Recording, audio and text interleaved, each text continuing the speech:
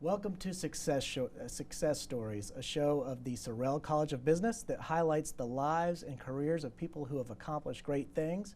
I'm joined here today by Alabama State Treasurer John McMillan. John, it's great to have you. Thanks for being on the show. Thank you, Alan. Great to be with you. Well, I want to get into your background and your history a little bit. I know you were born in Stockton, Alabama. Yeah. Raised in Baldwin County, graduated from Baldwin County High School, went to Rhodes College, earned a bachelor's in economics, and then came back and started working for your family's sawmill. And it was during that time that Governor Albert Brewer nominated you to serve on the Baldwin County Commission, and then sort of the rest was history. You served in a number of capacities in state government. You've served as a representative twice. Tell us a little bit about that initial nomination, that initial appointment, and what it was like to enter into government for the first time. Well, it was interesting, something I had never thought about. I fully intended when I finished college, I knew all my life I wanted to come back to the family sawmill, and I thought that's where I would be for the rest of my life. Things don't work out that way. We all have choices to make, and I was really blessed to have the opportunity to have entered in public service by Governor Brewer to appointment on a vacancy of the Baldwin County Commission, and then was elected twice state representative and went on to other public offices and positions. Well, we were talking earlier about different influences on both you and on me, and you mentioned your father as an influence on you. What was your father like? What kind of man was he? Well, he was just an outstanding businessman, outstanding Christian. Really, I think he rose much higher than you would think the average small town Alabama person would. He was just he was always interested in traveling and in learning more about business, and extremely active in the Presbyterian Church. He traveled a lot with church work and exposed us. We traveled with him a good bit. I have a twin brother, and we were able to travel with him a good bit, and I think just get exposed to some unusual character plus thinking than the average person would have been in that era. And was he alive when you first entered into government? And he was, yeah. In fact, he served on the Baldwin County Board of Education for close to 30 years. Oh wow, how about that? So you kind of had the direct father-son. Yeah, he was. He took the job very seriously, but the politics of it never did really appeal to him that much. Well, so you served as commissioner of the Department of Conservation and Natural Resources for a while. Yeah. And how did you, I mean, that's sort of a different direction. How did you move into that direction before you started moving toward treasurer? Yeah, it was, again, I was very blessed. I had been elected the second time to the House of Representatives and chairman of the Conservation, Forestry, and Natural Resources Committee, and Governor James asked me if I would be willing to serve as Commissioner of Conservation and Natural Resources. So that's how that came about, and then that led to, in different ways, to the other positions. Yeah. Yes. Well, just for people who don't know, explain a little bit about what the state treasurer does and what the function of the Alabama state treasurer is. Well, the simplest way, I guess, is to say it's the state's banker. Okay. But our office is, the treasurer serves on 21 different boards, authorities, and commissions, and some of those are extremely significant, like the Retirement Systems of Alabama, the Public Education Employee Insurance Board, and things like that. But in addition to that, the day-to-day management of the funds that come into the state. Unclaimed property is a significant responsibility. We have about $1 billion with over 800,000 accounts that we would love to see folks get reunited with their money or whatever the asset might be. Well, may as well take the occasion to tell people how they can do that. People should go regularly to our website at treasury.alabama, and Alabama spelled out .gov, treasury.alabama.gov, and go to the link to unclaimed property and see if the name's on the list. All right, simple enough. Well, we were together earlier for lunch, and we talked a lot about sort of the state of the state's funds, and where the general fund stands and money's coming in, money's coming out. I'm wondering, what advice would you have for, say, college students who are interested in these issues, and maybe they're not eyeing the office of state treasurer or something like that, but they're interested in Alabama politics, they're interested in Alabama government, they're interested in matters involving the state funds and looking at the future of our state. How would somebody like that get involved and learn a little bit more about the way our government works and how we fund different state agencies, and what role the legislature plays in sort of the everyday local politics throughout the state? Yeah, and I might add, there's some great job opportunities in government at every level: city, county, state, federal, whatever. So I think, but I think some interest has to be there, and then get involved. If it's from the political side, help pick out good candidates and support them. Help them knock on doors or do whatever you can to help them get elected. And that's how you learn a lot about it, is to be involved in a hands-on type manner. That's right. I think that's true. What about internships? Does your office do internships? Do you recommend that students do internships, or do you recommend that they maybe try to work in the private sector a little bit first before they come into government and learn how that operates, and then get into government and use that sort of practical experience and to help in government? I think that's important. In fact, I sort of think that the best public servants are people that have been involved in the real world more than we often see. I think that's really important. Some people describe it as having had the opportunity to sign the front of a check. And there's nothing that educates you about the importance. I know the way I look at it personally is, and as you talked about earlier, I've been involved in some extremely important positions with having to make important decisions. Some of them not happy decisions or things that you would look forward to. But when I have to make those decisions, I try to put myself in the shoes of the average Alabamian. Growing up in a sawmill was a good education on that. When I woke up in the morning and looked out the window and the ice was hanging off the roof and it was still rainy and freezing cold, and there were folks that were going to meet me for work that didn't have the type clothes I had and didn't have the resources to have some of the things I had to make my work more comfortable. So I put myself, what would that guy do if he was making this decision on behalf of the taxpayers?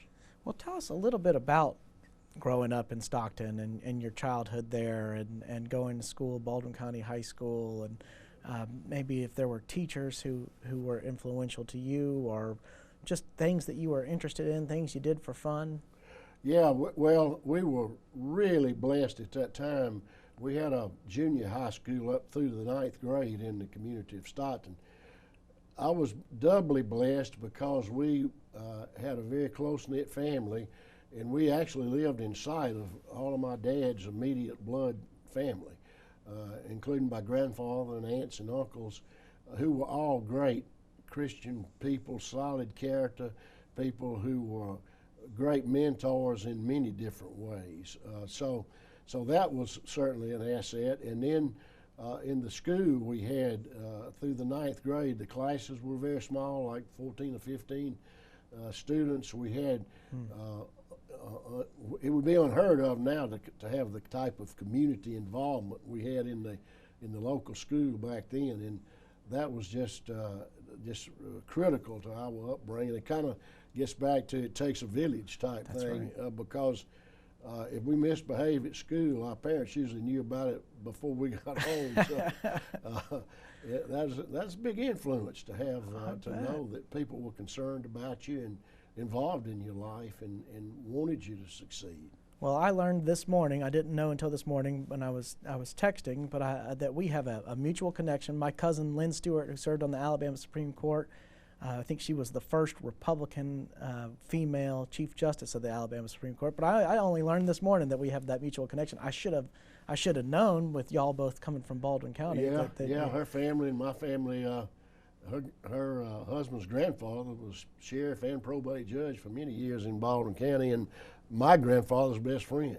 How about that? So you never know, these connections do go far and wide. Well, you never know. I grew up outside of Atlanta, but I have a lot of family throughout Alabama, and sometimes would forget that my family in Alabama came from different sides. I just assumed that everybody that was family in Alabama all knew each other, but then I moved down here and realized, oh wait, that's from my maternal grandfather, my maternal grandfather's side, that's my maternal grandmother's side. They don't necessarily know each other, just because to me they were all at the same weddings and stuff like that. So that's one of the benefits of running for particularly statewide office, is the opportunity to meet and get to know so many people all around the state, and it's just really surprising how many times those connections pop up one way or another. Well, tell me a little bit about that, because I'm curious. What is it like to run for statewide office? I mean, you've got to do a lot of traveling, and you probably go see places in the state that you had never seen before, and meet a lot of people. Was that fun for you?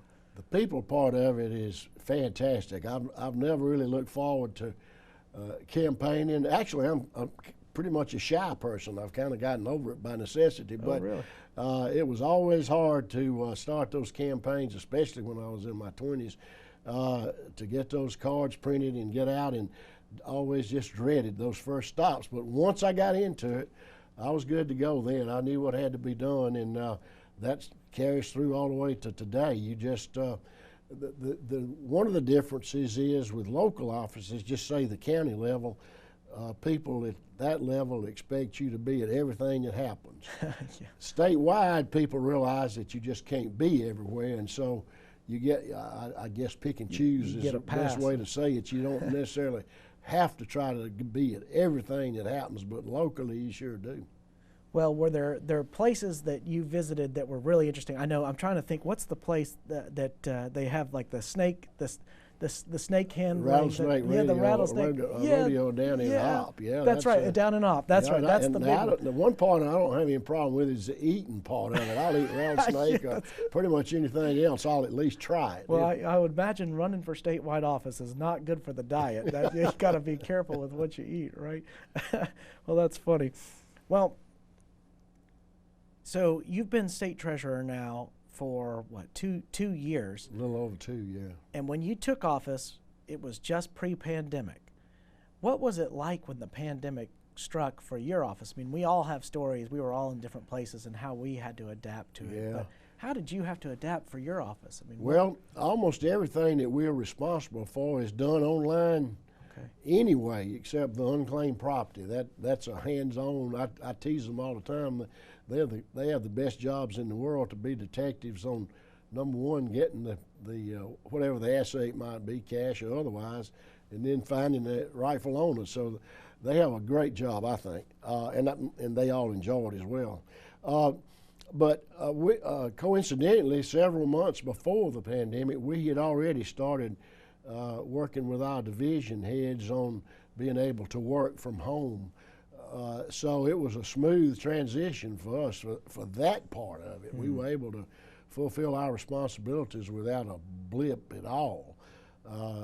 And of course in the Capitol, those of us that worked in the Capitol was closed, and we in those cavernous offices there, so we hardly knew it was going on with social distancing being not an issue at all and those kind of things. But it certainly was some adjustments with all the, I tell folks I'm about zoomed out with all the things we do on Zoom and meetings and that kind of thing. One observation I would make, in my opinion, the Zoom meetings have really shortened meetings. They have. When people are not there to converse and carry on side conversations or inject things, and just taking care of business, and it doesn't take as long. Getting right to the point. No, I agree with you like that. I tend to I find that the Zoom meetings and the Teams meeting, whatever medium you're using, are really efficient, really productive, and they are shorter. The thing I miss are I miss conferences. I miss being at big public events and seeing people. And I think we're at a state now where things are starting to move back, and we're starting to return to normalcy. People are getting vaccinated, so I'm excited about that. And I hope so. And I agree with you on the conferences comment, because whether it was in the sawmill business or various government positions, the opportunity to meet with and converse with and compare notes with counterparts from around, especially other states, I've always learned more with the side conversations, I think, than I have with some of the presentations that we hear. Well, and it's just amazing how much communication we do on levels that we don't even fully appreciate. Holding the door open for somebody, or patting somebody on the back, or brushing, you got something on your jacket. Little gestures like that that form bonds in subtle ways that we don't even pick up on when we're not. But until we don't have it, and then when we don't have it, when we're deprived of it, then we kind of say, "Oh, I miss that human connection." So on the sawmill industry, do you still follow that? Do you still, Well, I was involved with that? after I was Commissioner of Conservation, I was at the Alabama Forestry Association for 23 years. I still have a lot of interest. I still love to walk in. There's nothing like walking in, especially into a pine sawmill, and the smell, fragrance you get from sawing those boards. And I still love I love the outdoors. I still love forestry, and I still pretty much keep up with. I have some other interests on some boards and things that I'm involved with where timber's a part of it, and so that lets me keep up with a lot of things. I'm excited about some of the changes I think we're going to see, really sort of near term on utilization of forest products and that kind of thing. Now, is the place where your family's business was still around? Is it? Not in business. We had sold the business, and it since then is not operated. So, but it's still there in the community of Stockton. The site is.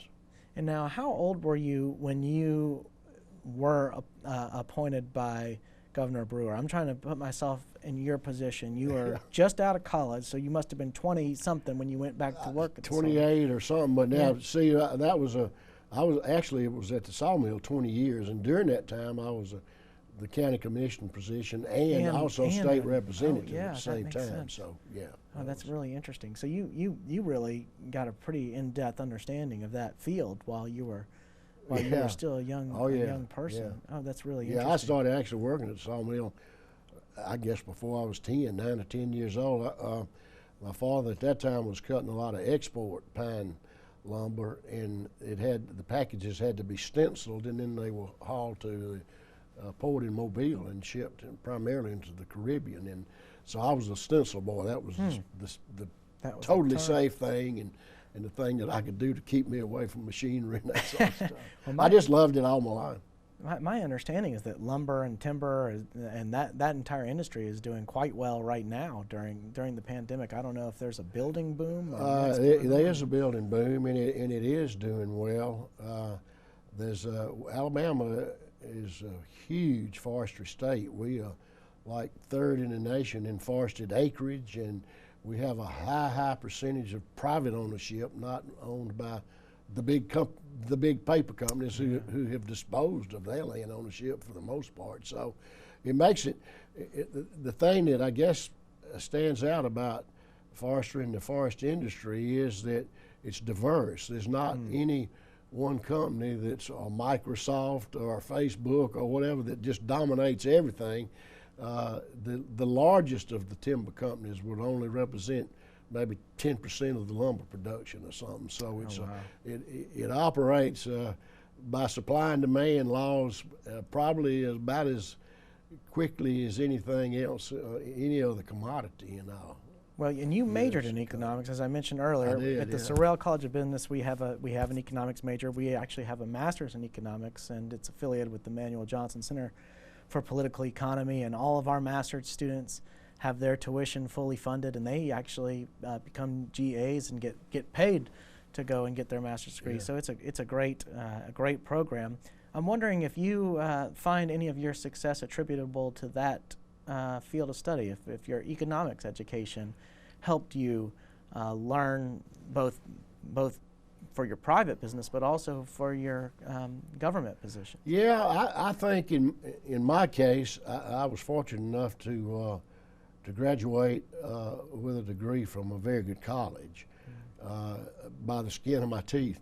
But that liberal arts education, I think in my case particularly, has been an asset to me for sure, because as you know, in those type educations, you learn how to think.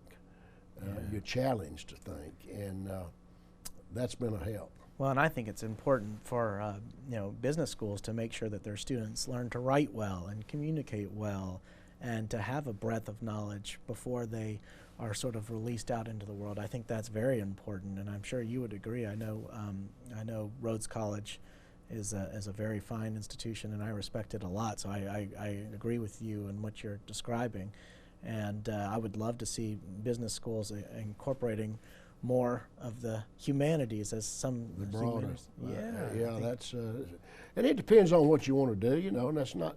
It's not as important, certainly, in some professions as it is others. College isn't even as important in some professions as it is others. There's a lot of great jobs that we need, and a lot of workers in, and a great pay, a lot better pay than a lot of college degrees are ever going to be. It's just a matter of trying to find your niche and what makes you happy, and then that's where you better head. Well, that raises a good point. So what would be your piece of advice for, let's say it's a high school, or let's say it's a college student, and they're trying to find, a calling. They want to do something, but they just don't know what it is yet. What do you say to that person? How do you advise that person? I think young people need to communicate more with people that are potential mentors for them. Talk to people with a broader vision that have had years of experience in different fields and see what they say. I had actually a cousin who's an outstanding businessman, and I use one of his main things in thinking about to make an important decision was, well, what's the worst thing that can happen if I take this route? And that's not a bad theory, really, because sometimes worst case is not that bad. Sometimes worst case can be disastrous, but it'll help you make the right decision, I think. Well, and it's important that people learn that mistakes are educational too. Absolutely. You got to fail to succeed. No one ever gets to success without having some little failures along the way. Hopefully they're not major, but you've got to have trial and error. You've got to learn by making mistakes, and you've got to learn how to correct things, and that's how improvement happens. Yeah, that's one of some of the best leaders in business and otherwise that I know of. That's been one of the things that I think has contributed to their success, is they're not afraid to allow people who work for them or with them to make a mistake. And you work certainly they don't want it to be an overwhelming mistake, but they're not going to just micromanage them and knock them on the head with a bat every time they make a minor decision, because you're right. The most important thing about mistakes is learning from them. Well, and you work with a lot of very fine business people in the current capacity and just managing the state funds, and there are a lot of very prudent and successful people who are involved in that, and you work with them probably daily, I would imagine. Almost, and that's another way to be. We were talking earlier about how to be involved in government. That's another good way to be involved, is to be a success somewhere else, but still be willing to devote some time, even as a volunteer, to public service. Public service can take many different avenues and paths, and that's certainly a very important one. Well, I would imagine if your goal is to improve the lives and institutions of this state, that you have all kinds of different avenues available to you. If you're a young person, you can go into business, you can run for office, you can teach. There are just any number of different courses. And you look at, even our governor, she was a teacher, and now she's holding office. So there are a lot of different paths even to public office, which I find to be very interesting. I'm always very interested in the different ways people arrive at their current position, and I'm sort of fascinated by the many different government positions that you've held, and how you jump from sort of one to another. Now, this is just sort of a general question, but when you were looking at different options, like this position's open, that position's open, were there positions that you had your eye on for years and then would go in, or were there just positions that you said, oh, that's coming available, I might run for that because I think I would be a good fit? How did the calculus work? I'd say two things. first, personal interest, Yeah. and secondly, political